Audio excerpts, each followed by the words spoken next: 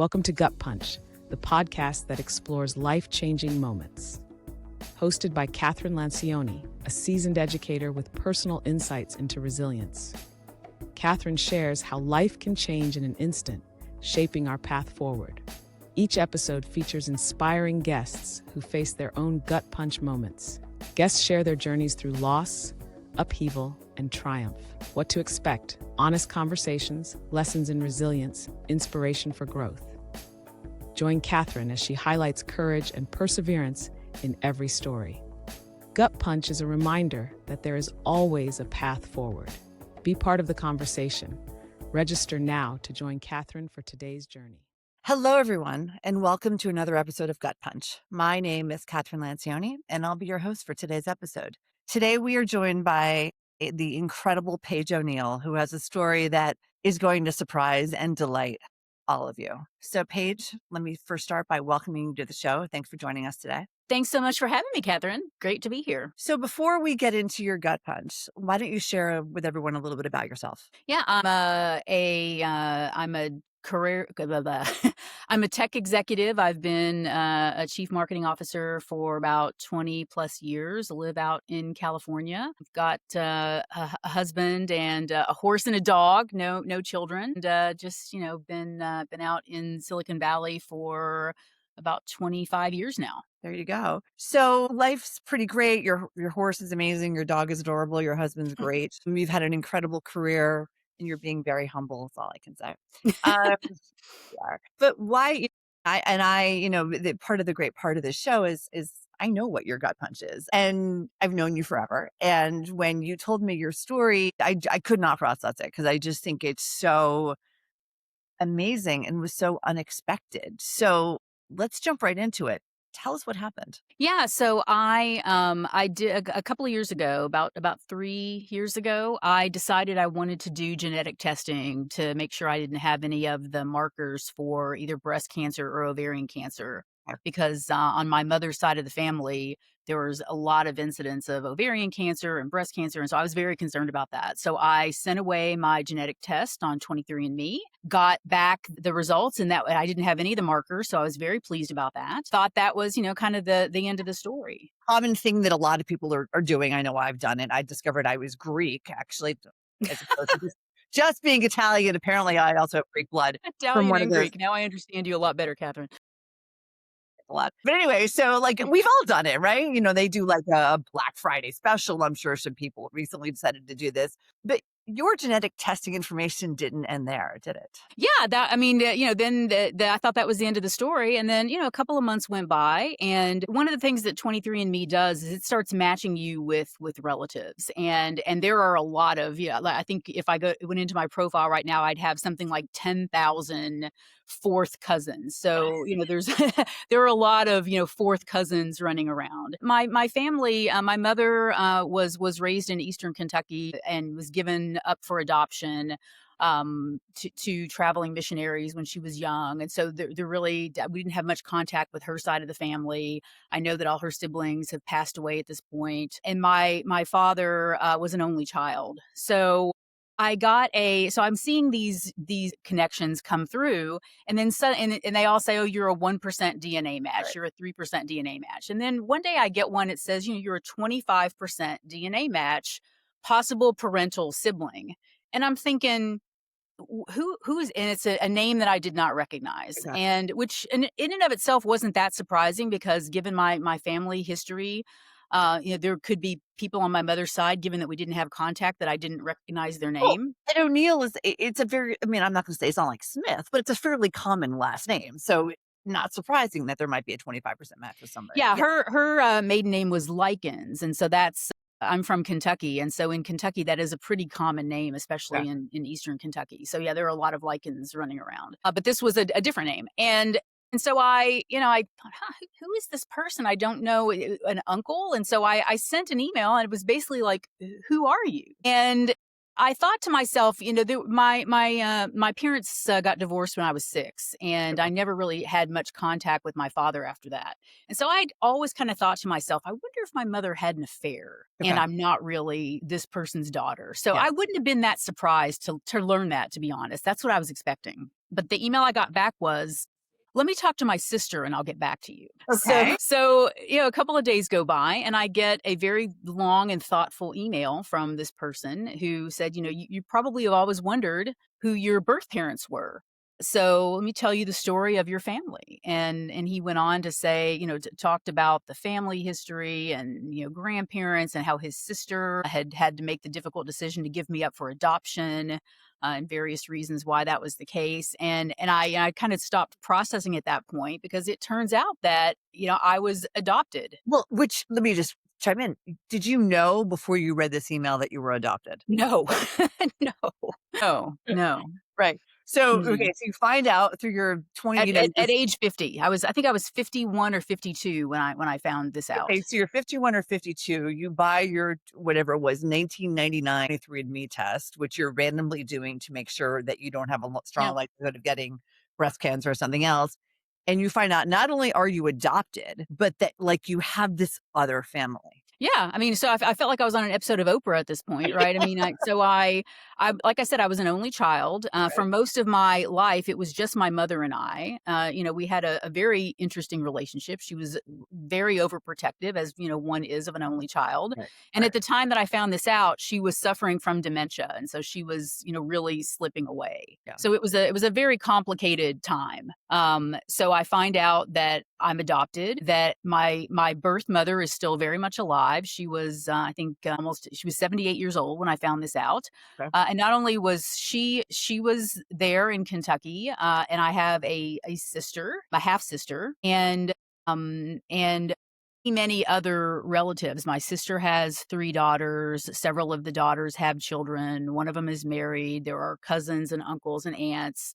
And so I went from thinking, I'm kind of an only child and my mother is really one of my only relatives, to finding out I've got all of these family connections that are in Lexington, where I, kind of grew up and went to college, that were really there the whole time that I had no idea about. How did you feel when you found this out, figured all this out? I think I was shocked. I think that if I would have found this out when I was in my 30s, I would have been very upset because, like I said, I had a very complicated relationship with my adoptive mother, and I think at that time it would have been very upsetting to get this news. But getting it in my my early 50s, I'm very settled in my life. I'm in a loving partnership with my my life partner. I've got a great career. I love living in California. I love my life. I wouldn't change anything about it. And so while I was shocked, I also thought, all right, well, things have turned out the way that they should have. I can't really be angry about any of that.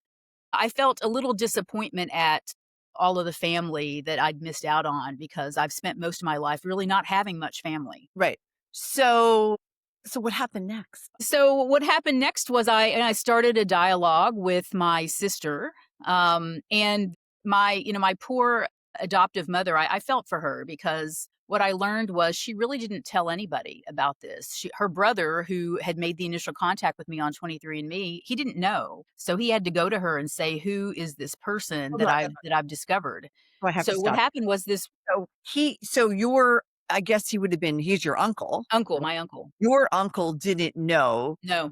His sister. No. No one knew. So what happened was, in 1969, a young woman got pregnant, and she decided to give the baby up for adoption. And the reason that they decided to do that was she was married to my father. It was their second marriage. And he had 3 children from a previous marriage. And she had my sister from a previous marriage. So they had 4 young children from a previous marriage. And a new baby just felt like too much. Yeah. And so they made the decision to give me up for adoption, and she didn't tell anybody. She never told anybody. So for me, I'm learning I'm adopted. For her, this secret that she's been keeping for 50 years has had to spill out across her entire family. She had to tell everyone that this happened. So I mean, you could argue the impact on her has been tremendous as well. Did you ever tell your mom, the woman that raised you, that you found out that you were adopted? I didn't. I did not tell her. And she passed away. It'll be a year ago, actually tomorrow. And I just, as I mentioned, she was having some fairly serious dementia at the time that I found this out. And I probably could have had a conversation with her at that point, but she very obviously did not want me to know. Yes. She went to, I've now been through all of her things in processing her death and all of that. And there was nothing pertaining to this adoption. I've talked to family, friends, none of them knew. She didn't tell anybody. So she very much did not want me to know. And I felt like I didn't need anything from her in that conversation. It's just so interesting because, she didn't tell anyone, and your birth mom also didn't tell anyone. So here are these two women that have never met that both had this deep secret as it relates to you. It's kind of mind blowing. It is. I mean, they had a lot in common in some ways. Yeah, They do. it's mind blowing actually when you think about it. Okay, so all right. So you find out you have this family. I mean, I'm sure there's been a lot of feelings for you. Your life is great. You love your life. But as you said, you missed out on this family for all these years. Yeah. So did you meet them? Have you met them? Yeah, I started corresponding with my sister, and along the way, my birth mother disclosed this to her family, who were obviously very curious, and so I decided to make a trip to Lexington where they live. Initially it was to meet my sister, because I didn't want to push in because I really felt for my birth mother, because this is not something she planned or wanted to come out, and I didn't want anything from her, but my sister was receptive to meeting, and we were curious. Yeah. So but it turned into a much bigger trip, because then my sister's daughters wanted to meet me. And then at the last minute, my birth mother also wanted to meet me. So I took a trip a couple of years ago for the first time to Lexington. And, I met my sister on our own initially when I first got into town. But then I went over to my niece's house where my birth mother lives. Okay. And there was a gathering of probably 15 people from the family. And so I drove up to that by myself, and they were all waiting on the porch, waving as I drove up. And it was like kind of like a scene out of a movie, because, I'm, in my professional life, I have to be pretty extroverted, but in my personal life, I'm pretty introverted. And so pulling up into that scene and they're all waving, I had many thoughts of, oh, do I really want to do this? Maybe I'll just back out of the driveway and drive off. But I did. And it was rewarding. It's difficult to explain what it's like to go into an environment where all of these people are related to you. You don't have any shared history with them, because, family is about shared history and the stories that you have and the experiences of growing up together. And so what happens when you don't have any of that and you meet your family at a later point in life? Because, I'm now 56.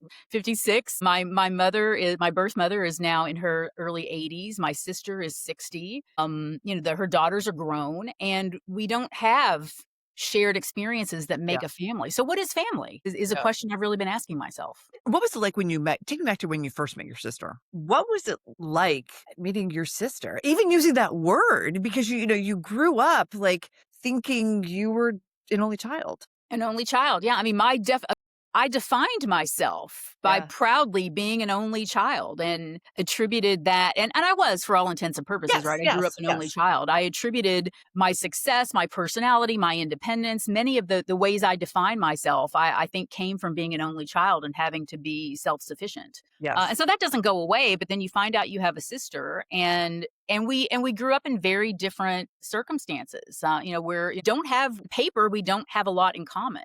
But yet it was quite natural to meet her. I was nervous. What are we going to talk about? I mean, obviously we'll talk about family, and she can catch me up on some things that I missed and give me some history. Yeah. But is there anything there? I suspect that when you have a sibling that you grew up with, you've got, this feeling that, there's some deeper connection there. And I did feel something there, that it was easy to be with her, despite the fact that we don't have anything in common. We never ran out of things to say to each other. I've seen her 3 or 4 times since then, and it's always been kind of the same case. So it felt natural is the best word I can use for it. That's amazing. And what about meeting your mom? I've been very careful not to push in, because I feel like this is not something that she asked. None of these people asked for this. It just kind of came to. I didn't ask for it either. It was interesting. She and I have a lot in common, and I loved my adoptive mother. She's definitely, I consider her to be my mother, and she was a great mother and did all of the things and many, many other things that mothers do. But we didn't always gel together. Okay. And I was often frustrated about that growing up, and would often think to myself, how can I be related to this person? I think anyone that knows me has heard me say at least once or twice, I don't know how I could possibly be related to this person. And to find out that you're actually not Yeah. related by blood, and then to meet the person that, is your actual birth mother, and to realize that, well, I've got a lot of things in common with this person. And I understand that I've come from these genetics and this DNA, and I can see that not by appearance, but just by Behavior. commonalities and lifestyle and just, common interests and ways of being. Yeah. Is there anyone that you look like or that looks like you? Yeah, I think I look like I look a lot like there's I guess would be a great grandmother of mine, a great grandmother Okay. who had red hair, and we look very similar. I also think I look similar to one of my sister's daughters. So, and then there are common interests in the family. My sister's oldest daughter is a photographer. I've been into photography my whole life. My mother loves to travel. I love to travel. So I think there are a lot of things there that are. I thought I looked like my turns out was adoptive father. I thought I looked like him. I do look. My adoptive father has children from a subsequent marriage, Okay. a boy and a girl, and I think I look very much like that boy. So it never seemed to me like I wasn't part of that family. So I think we can find similarities in appearance wherever we want to. Yes. We assimilate it in ways where we should. I just like the whole thing is so mind blowing. So, how has your definition of family changed? It's a Now great that you've question. discovered this Yeah. family. I just finished writing a book about all of this, and my last chapter is called "What is Family?" And I think that it's been a journey because I think I've been processing a lot of things at once. My mother having dementia and then subsequently passing away, which was a very difficult last year of her life. Finding out this information, meeting my family multiple times, and then evaluating what is family when you don't have these shared connections. And, I kind of reevaluated my entire definition and went from thinking, I'm just someone that doesn't have that much family, to realizing that, I've had family all along, whether that's been my adoptive mother who went above and beyond to provide for me and give me an amazing life. This family that I've discovered that, there are bonds there. If people are willing to try to make relationships, you can create new bonds. And then, my partner, who is one of 10, his family has embraced me and, considers me to be part of their family. That family is found family through a relationship. All the friends that I've had for so many years. I mean, family is what you make of it, right? It's not who you're quote unquote stuck with through birth. It's what you make of it as you forge your path through life, and you find out, kind of who's there for you and what kind of relationships you can build with them over time. And it's how you define it is Absolutely. Well, I think also goes back to something you said earlier. It's about the shared experiences, right? And I know, I have a family, but I also birth family, but I know personally, I also have an incredibly rich, dense, and deep group of girlfriends who are family, who many of are like sisters, because of shared experiences. I mean, you and I have known each other much longer than our podcast producer has been alive. So, like, to me, you're family, and there are a couple of people that are like that in my near and dear in my heart. And so I think the concept of family is something that, especially these days, is evolving greatly. And, family is what you make of it. Yeah. Did you ever have the thought of, do I really want to meet them? No.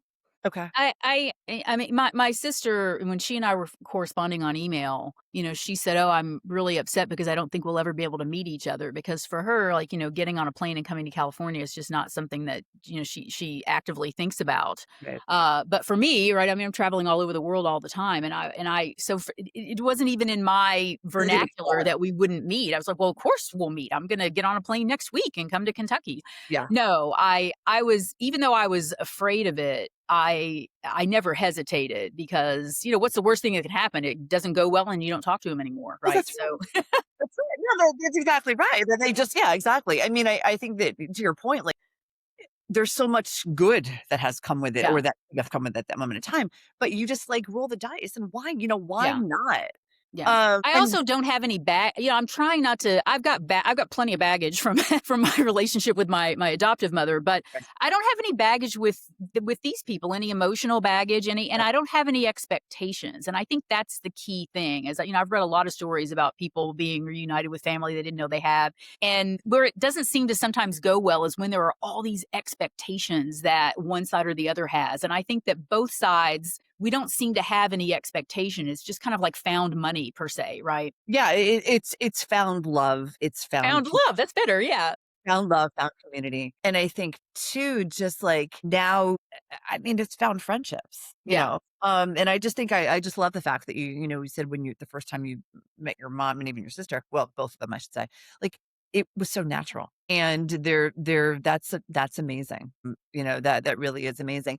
And what's it like to have like nieces and nephews? I mean, talk about plug and play. Like this is Yeah. Well, my niece, my sister's oldest daughter, her and her husband are planning a visit out here, hopefully Wow. in sometime in March. So they're going to come spend time at the house, and we're going to host them. So that'll be really fun. I'd like to start see if I can have some of the family members come here to California. And I have to say, I think I'm not a great family member to be discovered, because I'm a very busy person. I have got a busy job. I'm traveling all over the place. I'm not the best communicator, as you all know. So I think so far, we've met a couple of times. I'm keeping in touch with my sister on email and SMS. I'm keeping in touch with my niece on on social media and a little bit on email. Planning this visit. I'm trying to go to Lexington once or twice a year to see them, and that's about all that's happened so far. And I don't know how much more I expect or even want at this point, because I'm still we're still kind of finding our way there. Well, but the beautiful thing is you have the opportunity to do that. I Yeah. mean, imagine if you had never done this test, or Yeah. imagine if you did this at the age of 80, and Yeah. people had passed away and you hadn't had the chance. Yeah. I mean, I'm very mindful that my birth mother is, I think she's 82 or 83 now. I mean, she's a whirlwind. She's very energetic. She's still traveling all around by herself. She takes her dog and goes on trips and exploring and hiking. And so she's still out doing a lot of things in the world. But, I was just talking to my husband the other day and saying, if I want to have a deeper relationship with her, I'm probably going to have to do something soon. So that's kind of where I am contemplating, do I want to try to do that or not? Yes. And that's a very personal decision, and in a complicated decision. And I think, the thing you were saying before about like, she kept this a secret for 50 years. That's a long time to keep a secret. And have you talked to her about what it was like for her to find out that you had discovered you knew the secret? No. I've had the conversations I've had with her have not been that deep. Okay. Because maybe if you ever do take a trip with her, that will be a fascinating one. Yeah. And I don't want to push in. So I'm kind of I'm letting that just kind of come as it does. I think that those kind of conversations would be, certainly would be, obviously private, one-on-one. If we were spending time together, the times that we've spent together so far have been in family settings. They haven't been one-on-one. Yeah. So, all right. So this is a question I ask everyone who's on the show. Because, people that are listening to this show, everyone's sort of attracted by the title, right? Gut punch, because we've all been there. And usually when someone has a gut punch, whether it's professional, personal, or a combination of the two, you just feel stuck. This, I guess, is a two-part question for you. Did you ever feel just like overwhelmed with what you had discovered? Yes, especially as my adoptive mother was declining and only child. I was managing her last years and trying to do it. She was in Kentucky, I was in California. And honestly, there were times where I had a lot of resentment because I couldn't talk to her about what I'd learned. I was trying to process what does this mean for our relationship and the caregiving that I'm expected and wanted to provide, but was expected to provide as the only child, both emotionally and financially. So there were definitely times where I felt angry and resentful and stuck, and the lure of this other family was it was an interesting dynamic because, the baggage wasn't there. And I think that when you've got one of the things with family is, years and years go on, you've got so much built up expectations and disappointments and joy and love. And it gets very complicated, especially at the end when you're managing a parent's decline. It does. So how did you get over that? How did you let yourself move on from I think, meeting the family and kind of learning more about who they are was a breath of fresh air. And then, eventually my mother did pass away. And I think, through the grief process of losing her, which was, it was both a relief and a devastation because Yes. she had declined so significantly. I mentioned I wrote a book, and I wrote the book.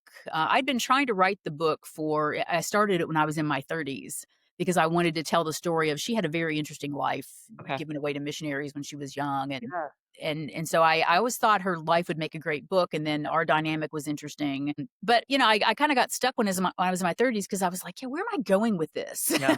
How does this all end? And it turns out there's an amazing ending, right? Because I find Incredible. all this out when I'm in my 50s, which puts everything into a tailspin. And so I think that writing that was very cathartic. It was right in the the immediate aftermath of her death that I wrote most of the book. And so I think processing those feelings through the writing and through the storytelling was hugely impactful. Now, so talk to me more about the book. When is it? Do you have a title for it yet? When is it coming out? I do. It's coming out in the fall. We're in final editing now. And it's called Put On Some Lipstick, You Look Dead. And is there a color lipstick that you want people to put on? Well, my mother used to say that to me when I was young. It was, I was in my teens. It was more of a criticism, like, put on some lipstick, you look dead. And it used to just drive me crazy. She had so many things like that she would say to me that were just, kind of passive aggressive. Right. And then, as I got older and when I'm in my 30s and we were having a lot of battles and just a lot of problems between the two of us, she Yeah. would say it, and probably in a mean way. But as I got older, I started to cherish those comments, and now when she died, I realized, like, just thinking of her saying that was just, so many things that she said, like, put on some, I can't think of the other ones right now, but those little comments are everything when you think about the imprint that your parent has on you and how, I almost always have lipstick on. I feel like I should put some on right now while we're Yes, you do. and almost every time I'm putting it on, I'm thinking of her.